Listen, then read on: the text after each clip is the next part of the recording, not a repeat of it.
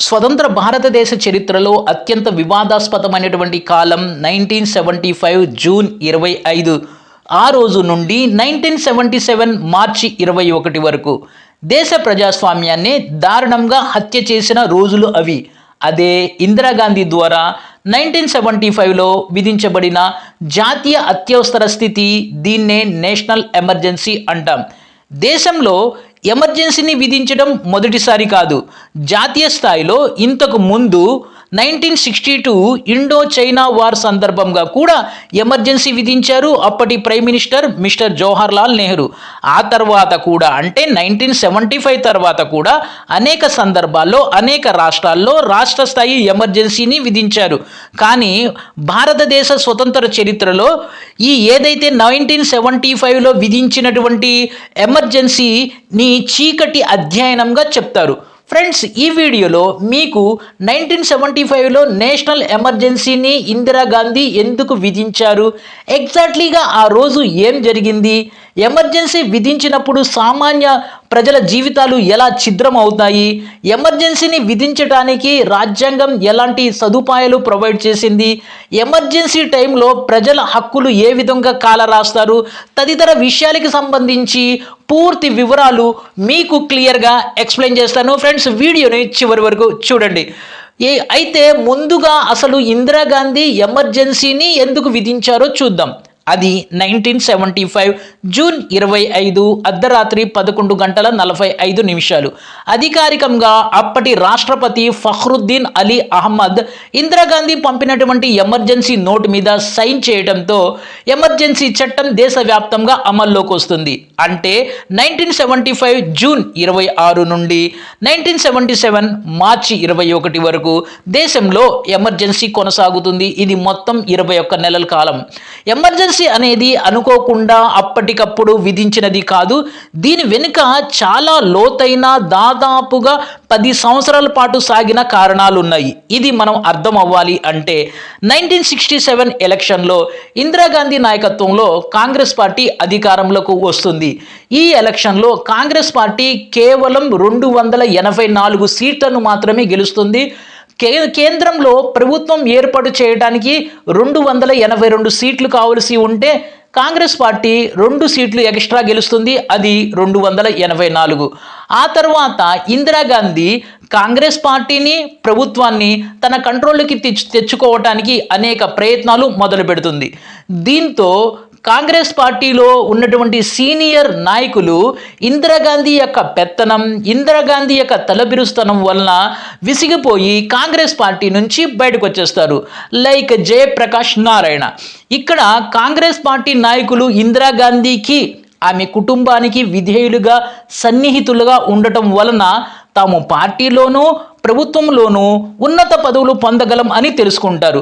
ఇక కాంగ్రెస్ పరిపాలించే రాష్ట్రాల్లో కూడా కాంగ్రెస్ సీఎంలను రాష్ట్ర శాసనసభ ఎన్నుకోకుండా ఇందిరాగాంధీయే తనకు విధేయులుగా ఉన్నటువంటి వ్యక్తుల్ని సీఎంలుగా చేసేది. ఈ విధంగా ఇందిరాగాంధీ హవా అనేది నడుస్తుంది. ఇక ఇదే టైంలో ఇందిరా ప్రభుత్వం 1969లో 14 ప్రైవేటు బ్యాంకుల్ని జాతీయకరణ చేస్తుంది. దీన్నే నేషనలైజేషన్ అంటాం. ఆ తర్వాత 1970లో ప్రైవీ పర్స్ని రద్దు చేస్తుంది. అంటే రాజాభరణాలను రద్దు చేస్తుంది. అంటే ఈ రాజాభరణాల గురించి మనకు అర్థం అవ్వాలి అంటే మనకు స్వతంత్రం వచ్చినప్పుడు దేశంలో 551 రాజుల చేత పరిపాలించబడినటువంటి రాజ్యాలు ఉండేవి.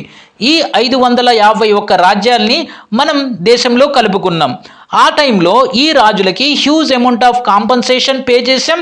అలాగే వాళ్ళకి నెల నెల పెన్షన్ రూపంలో అంటే వాళ్ళ దైనందిన ఖర్చుల కోసం నెల నెల కొంత అమౌంట్ ఇస్తాము అని ఇండియన్ గవర్నమెంట్ వాళ్ళతో అగ్రిమెంట్ చేసుకోవడం జరిగింది. దీన్నే ప్రైవీ పర్స్ అంటాం. ఈ ప్రైవీ పర్స్ని 1947 నుంచి 1971, 1970 వరకు రాజ్యాలు లేనటువంటి రాజులకి ఇవ్వటం జరిగింది. ఇది 1970లో ఇందిరాగాంధీ దీన్ని రద్దు చేయడం జరిగింది. దీంతో ప్రజల్లో ఈమె పలుకుబడి బాగా పెరిగింది. దేశ ప్రజలు ఈమెను ఆర్థిక రంగంలో సోషలిస్టుగాను, మతపరమైనటువంటి విషయాలు సెక్యులరిస్టుగాను, పేదల పక్షపాతి అని ఈమె సరైనటువంటి దేశానికి సరైనటువంటి మార్గనిర్దేశకురాలు అని ప్రజలు గట్టిగా నమ్మేవారు. ఇక 1971 జనరల్ ఎలక్షన్, గరీబీ హటావో, రిమూవ్ పావర్టీ, పేదరికాన్ని నిర్మూలించండి అనే నినాదంతో ప్రజల్ని ఆకట్టుకుంటుంది. దీంతో ఈ ఎలక్షన్లో కాంగ్రెస్ పార్టీ 518 లోక్సభ స్థానాలకు గాను 352 స్థానాలను గెలుస్తుంది. ఇక్కడ నుంచి నేషనల్ లెవెల్లో హై డ్రామా అనేది మొదలవుతుంది. అది 1971 డిసెంబర్, ఇండో పాకిస్తాన్ వార్ మొదలవుతుంది. ఈ యుద్ధంలో పాకిస్తాన్ ఇండియా చేతుల్లో ఘోరంగా ఓడిపోతుంది. అప్పుడు తూర్పు పాకిస్తాన్ ఏదైతే ఉందో, ఈస్ట్ పాకిస్తాన్ ఒక స్వతంత్ర దేశంగా మారుతుంది, అదే బంగ్లాదేశ్. అయితే ఈ యుద్ధంలో క్రెడిట్ మొత్తం కూడా ఇందిరాగాంధీ తన సొంతం చేసుకుంటుంది. ఈ యుద్ధంలో గెలవటం ఇందిరాగాంధీకి గొప్ప కాన్ఫిడెన్స్ని క్రియేట్ చేస్తుంది. ఆ తర్వాత ఒక నెలలోనే భారతదేశ అత్యున్నతమైనటువంటి పురస్కారమైనటువంటి భారత రత్నను కూడా అందుకుంటుంది. ఈ పీరియడ్లో రాజకీయంగా ఇందిరాగాంధీ పీక్ స్టేజ్ని చేరుకుంటుంది. ఈ ఓవర్ కాన్ఫిడెన్స్తో ఇందిరాగాంధీ న్యాయ వ్యవస్థ మీద యుద్ధం ప్రకటిస్తుంది. అది 1969లో 14 బ్యాంకుల్ని ఏదైతే జాతీయకరణం నేషనలైజేషన్ చేశారో ఇది కోర్టుకు వెళ్తుంది. దీంతో సుప్రీంకోర్టు రాజ్యాంగం యొక్క మౌలిక అంశాలైనటువంటి ప్రాథమిక అంశాలు వంటి వాటిని ప్రభావితం చేస్తున్నప్పుడు రాజ్యాంగాన్ని పార్లమెంటు మార్చకూడదు అని తీర్పు ఇస్తుంది. ఈ తీర్పుకు వ్యతిరేకంగా ఇందిరాగాంధీ ప్రాథమిక హక్కులను ప్రభావితం చేసే రాజ్యాంగ మార్పులను కూడా, అంటే రాజ్యాంగాన్ని అమెండ్ చేసే అధికారం పార్లమెంటుకు ఉంది అని 24వ రాజ్యాంగ సవరణ లేక 24వ రాజ్యాంగ అమెండ్మెంట్ని ఆమోదిస్తుంది. ఇక రెండో విషయం వస్తే ప్రైవీ పర్సెస్, రాజాభరణాల రద్దు కేసు, ఇది కూడా సుప్రీంకోర్టుకు వెళుతుంది. ఈ కేసులో ప్రభుత్వం తీసుకున్నటువంటి నిర్ణయానికి వ్యతిరేకంగా సుప్రీంకోర్టు తీర్పిస్తుంది.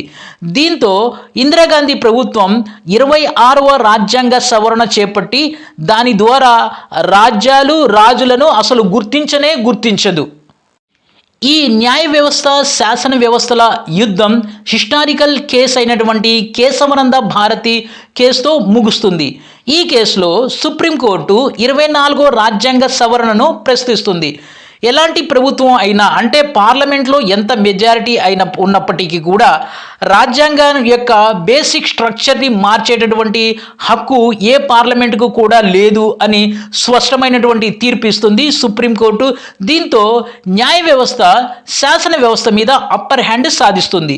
ఇది ఇలాగుండగా రాజకీయ అలజడి మొదలవుతుంది. అది 1973-75 పీరియడ్. ఇందిరా ప్రభుత్వం వ్యతిరేకంగా దేశవ్యాప్తంగా రాజకీయ ఆందోళనలు మొదలవుతాయి. 1973లో ఇజ్రాయిల్ అరబ్ యుద్ధం కారణంగా పెట్రోల్ డీజిల్ ప్రైసెస్ అనేవి విపరీతంగా పెరగడంతో నిత్యావసరాల ధరలు విపరీతంగా పెరుగుతాయి. దాదాపుగా 300 నుంచి 400% వరకు నిత్యావసర వస్తువుల ధరలు పెరుగుతాయి. దీంతో పాటుగా బ్లాక్ మార్కెట్ వంటి కారణాల వల్ల సామాన్యుల ఆర్థిక కష్టాలు విపరీతంగా పెరుగుతాయి. దీంతో ప్రజల్లో ఇందిరాగాంధీ పట్ల అసంతృప్తి ఎక్కువ అవుతుంది. అదే టైంలో అంటే 1973 మార్చి నుండి 1974 ఫిబ్రవరి వరకు గుజరాత్లో సాగిన నవ నిర్మాణ్ ఉద్యమం ఇందిరాకు ఇది ఒక పెద్ద సమస్యగా తయారవుతుంది. ఇది ఏంటంటే గుజరాత్లో హెచ్డి ఇంజనీరింగ్ కాలేజ్ విద్యార్థులు తమ మెస్ బిల్ పెరిగిన కారణంగా పెద్ద ఎత్తున ఆందోళన మొదలు పెడతారు. అసలు నిజానికి ఇది కారణం కాదు.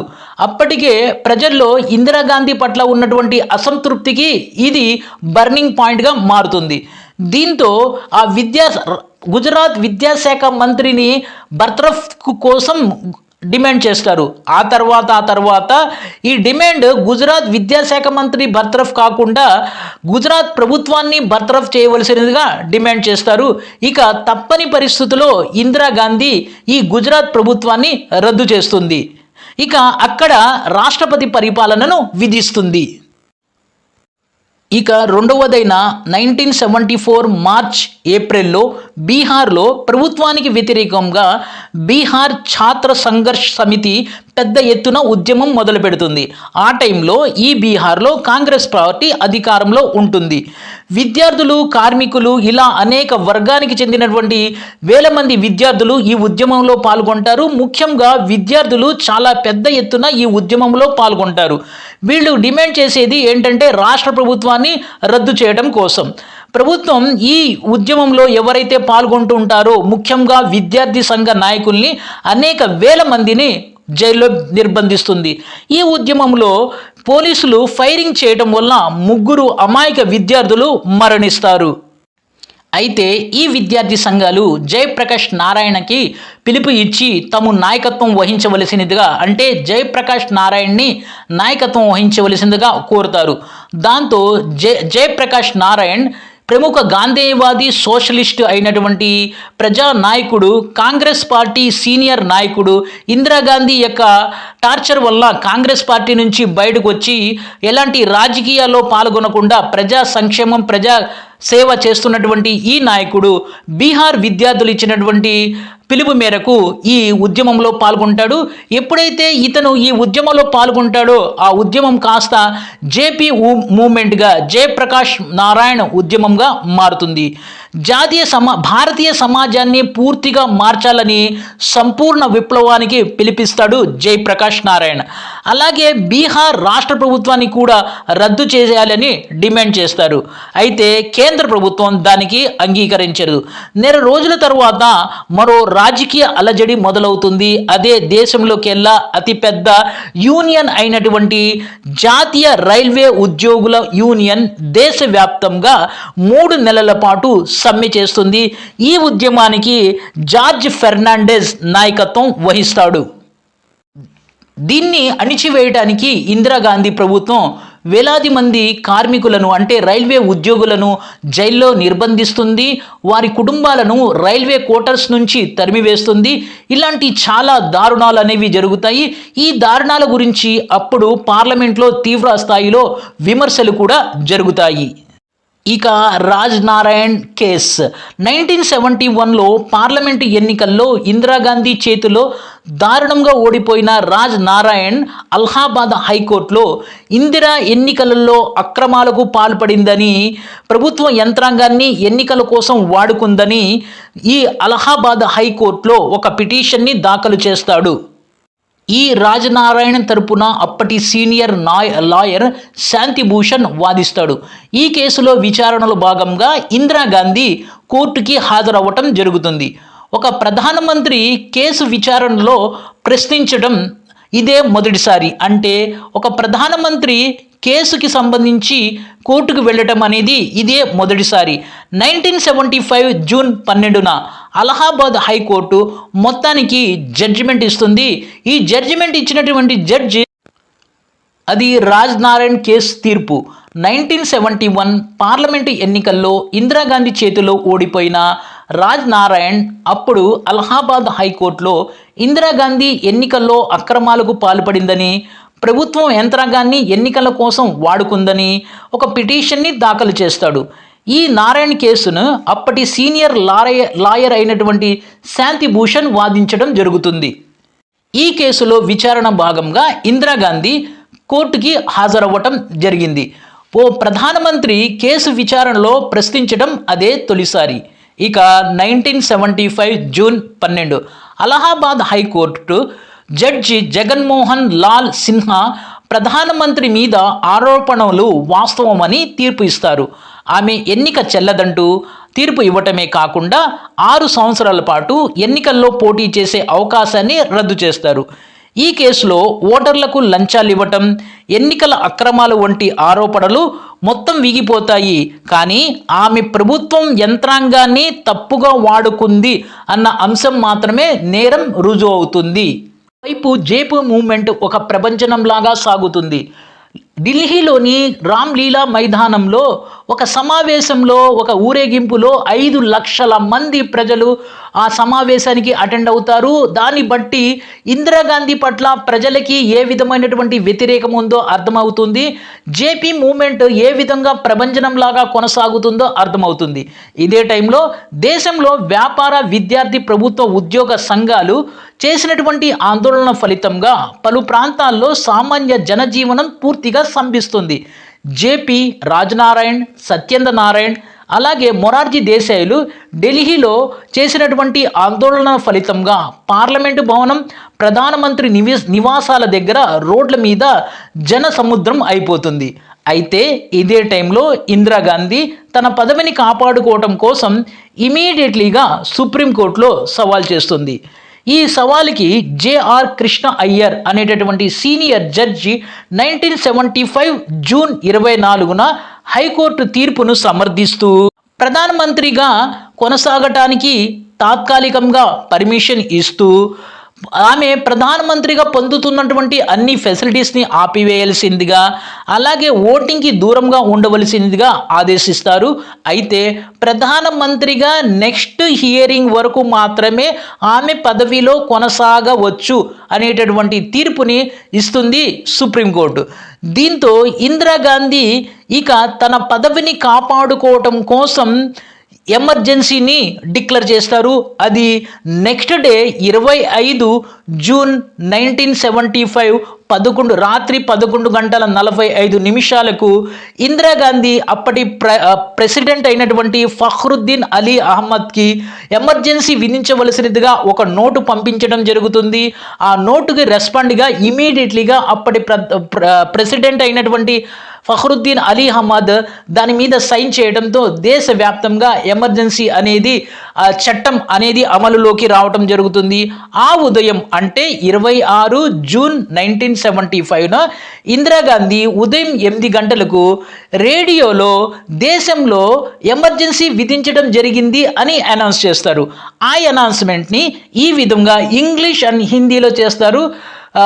Brothers and sister, from today onwards the president of India has been imposing emergency అని ఇంగ్లీష్లో చెప్తూ భాయ్యో ఔర్ బెహనో ఆస్తే దేశ్ మే ఎమర్జెన్సీ లాగు హువా హై అని చెప్తారు. దీంతో ప్రజలు సంభ్రమాశ్చర్యాల కంటే స్టన్ అయిపోతారు. ఇది అన్ఎక్స్పెక్టెడ్ ఈవెంట్ కాబట్టి ప్రజలు ఆందోళనకు లోనవుతారు. ఆ రోజు నుంచి ప్రజలు వీధుల్లోకి వచ్చి తమ నిరసనను తెలియజేస్తారు. ఇక ఎమర్జెన్సీ విధించినటువంటి మరుక్షణం దేశ ఆర్థిక, రాజకీయ పరిస్థితులు ఎలా మారిపోయాయి, ప్రజలు ఎలాంటి కాళరాత్రులు, ఎలాంటి పరిస్థితులు అనుభవించారు, ఆ తర్వాత రాజ్యాంగం ఈ ఎమర్జెన్సీని విధించడానికి కల్పించినటువంటి అవకాశాలు ఏంటి, ఎమర్జెన్సీని ఎందుకు 1977 మార్చి 21న ఎందుకు రిలీజ్ చేశారు, ఈ విషయాలకి సంబంధించి మీకు నెక్స్ట్ వీడియోలో పూర్తి ఇన్ఫర్మేషన్ తెలియజేస్తాను. అంతవరకు ఈ వీడియోని లైక్ చేయండి, షేర్ చేయండి, సబ్స్క్రైబ్ చేసుకొని ప్రక్కనే ఉన్న బెల్ ఐకాన్ని ప్రెస్ చేస్తాం. మర్చిపోవద్దు. Thank you.